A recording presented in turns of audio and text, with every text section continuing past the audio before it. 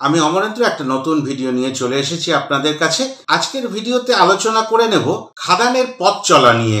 খাদান পশ্চিমবঙ্গে প্রায় 1 মাস ধরে চলছে এবং রমরমিয়ে চলছে। দেব বারবার করে কৃতজ্ঞতা স্বীকার করছেন, দর্শকদের ধন্যবাদ জানাচ্ছেন, তার পাশে যারা যারা দাঁড়িয়েছেন তাদের প্রত্যেককে ধন্যবাদ জানাচ্ছেন, সবসময় তার টিমকে বাহবা জানাচ্ছেন, আবার এই খাদান 2 এর জন্য আশার আলো জাগিয়ে তুলছেন। এবং এতটাও তিনি বলেছেন যে আগামী দিনে এই ব্যবসা যেটা এখন 20 কোটির দোরগোড়ায় দাঁড়িয়ে, সেইটা কিন্তু 50 কোটির ব্যবসার দোরগোড়ায় দাঁড় করাতে হবে আগামী 2-2.5 বছরের মধ্যে।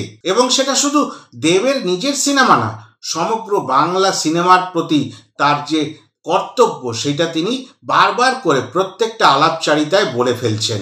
30 দিন প্রায় হতে চলল, এখনো কিন্তু হাউসফুলের সংখ্যা প্রচুর আর অলমোস্ট ফিলিংয়ের সংখ্যাও প্রচুর। এছাড়াও যদি ন্যাশনাল অ্যাসপেক্টে চিন্তা করা হয় তাহলে কিন্তু সেখানেও সফলতা মোটামুটি চোখে পড়ছে। এবার তার যাত্রা বিদেশ যাত্রা, দুবাইতে স্পেশাল স্ক্রিনিং হবে 25শে জানুয়ারি। সেখানে কিন্তু একটা অদ্ভুত ঘটনা ঘটে।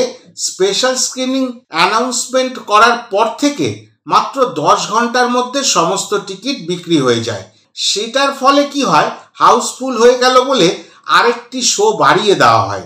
এবং গতকালকের আলাপচারিতায় তিনি আরেকবার খোলসা করেছেন আরেকটি পয়েন্ট, সেটা হচ্ছে শুধু দুবাইতে নয়, আস্তে আস্তে করে পৃথিবীর বিভিন্ন জায়গায় যেখানে বাংলা ভাষীরা রয়েছেন তাদের ওখানে কিন্তু খাদানকে পৌঁছে দেওয়া হবে।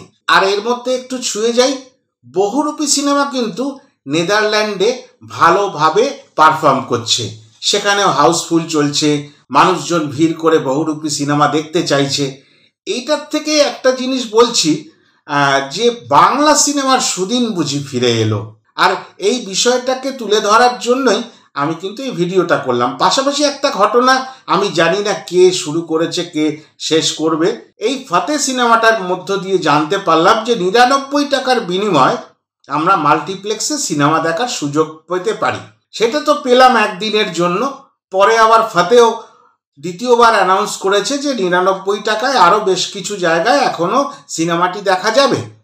পাশাপাশি আমরা খাদানকেও দেখতে পেলাম এই 99 টাকার বিনিময়ে সিনেমা মাল্টিপ্লেক্সে দেখার সুযোগ করে দিচ্ছে।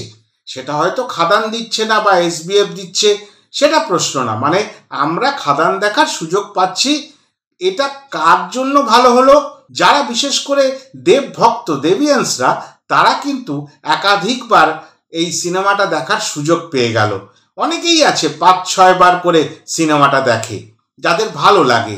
যারা একটু ভাবনা চিন্তা করে সিনেমা দেখতে বাধ্য হন, আর্থিক অসুবিধার মধ্যে সবসময় বিনোদন জগতে পা রাখতে পারেন না, একটা সিনেমা দেখতে গেলে প্রচুর টাকা খরচা, যাতায়াত ভাড়া, সিনেমার টিকিটের খরচ, সেটা সিঙ্গেল স্ক্রিন বলুন আর মাল্টিপ্লেক্সের তো কোনো প্রশ্নই নেই, আর একটু চাকুম চুকুম মুখে তো কিছু দিতে হয়, ফ্যামিলি নিয়ে বাইরে বেরোলে সেই প্রশ্নটাও থাকে।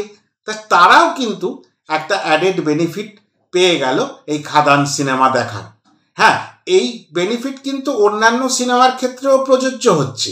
তাহলে আখেরে কি ব্যাপারটা দাঁড়ালো, যে সিনেমা দেখার প্রতি আসক্তি কিন্তু বেড়ে গেল মানুষের মধ্যে, এবং সেটা বেশ চোখে পড়ে যাচ্ছে। যেই হলগুলো চট করে, বিশেষ করে মাল্টিপ্লেক্সগুলো চট করে অসময়, মানে যেটা শো টাইমের কথা বলছি, পরিপূর্ণ হয় না বা অলমোস্ট ফুলফিল হয় না, সেই হলগুলো অলমোস্ট ফুলফিল করছে।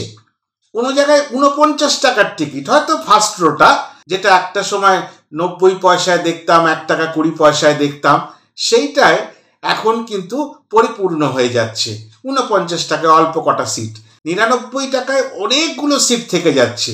সেই কারণে মানুষেরও ঢল নেমেছে। এরকম একটা ঠান্ডা ঠান্ডা ওয়েদারে ভালো ভালো সিনেমাগুলো দেখে নেওয়ার সুযোগ তারা পেয়েছে। যেহেতু খাদান নিয়ে খুব চর্চা হচ্ছে, সেহেতু খাদানের প্রতি একটু আসক্তি বা সেই ঝোঁকটা বেড়ে যাচ্ছে এবং দর্শক ভালো করে এই সুযোগটা লুফে নিচ্ছে। এছাড়া এই যে পশ্চিমবঙ্গের বাইরে বিভিন্ন শহরে সিনেমাটি ভালো পারফর্ম করছে, হাউসফুল হচ্ছে, একাধিক শো পাচ্ছে, এবং পাশাপাশি নতুন নতুন শহরে প্রতি সপ্তাহে রিলিজ করানো হচ্ছে, এটা কিন্তু দেব দেখিয়ে দিচ্ছে আগামী দিনে কিভাবে পথ চলা শুরু করতে হবে। দেব আর একটি কথা বলেছেন যে রঘু ডাকাত সিনেমাটি হয়তো একসঙ্গে বাংলা এবং হিন্দিতে রিলিজ করা হতে পারে প্যান ইন্ডিয়ার আকারে। তখন কিন্তু অন্যরকম ভাবনা, তার গেম প্ল্যান অন্যরকম হবে। যেটা এই ক্ষেত্রে হলো খাদান এখানে ভালো করে ব্যবসা করে নিল পশ্চিমবঙ্গে, যতটা তার প্রাপ্তি ছিল, এবং তারপরে গেল ন্যাশনালে এবং এখন সে খেলছে ইন্টারন্যাশনালে। এই জায়গাগুলোকে যদি বিবেচনা করা যায়, আগামী দিনে এই পথে হেঁটে অনেক সিনেমাই কিন্তু এগিয়ে যাবে, বড় আকারে তাদের আত্মপ্রকাশ ঘটবে যে না, শুধু ওই সাউথের সিনেমা পারে না যে একটা প্রদেশের ভাষা হয়েও সারা পৃথিবীতে চলতে পারে।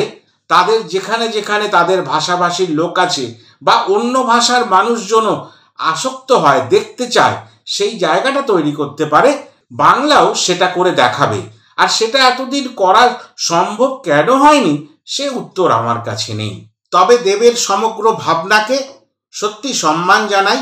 আর এই দেবের ভাবনার সাথে সাথে বাংলা সিনেমা আবার স্বর্ণযুগে পদার্পণ করুক, এতটা আশা রেখে এই ভিডিওটি এখানেই শেষ করলাম। সবাই ভালো থাকবেন, আনন্দ করবেন, খাদান দেখবেন, যে কোনো বাংলা সিনেমা দেখবেন। 23 তারিখ বিনোদিনী আসছে, সেটাও দেখবেন এবং সব সময় আনন্দ চিত্তে থাকবেন, বিনোদন জগতের সাথে থাকবেন। এতটা বলে এই ভিডিওটা এখানে শেষ করছি। আবার নতুন কোনো ভিডিও নিয়ে নতুন কোনো সময় আপনাদের কাছে চলে আসব। নমস্কার।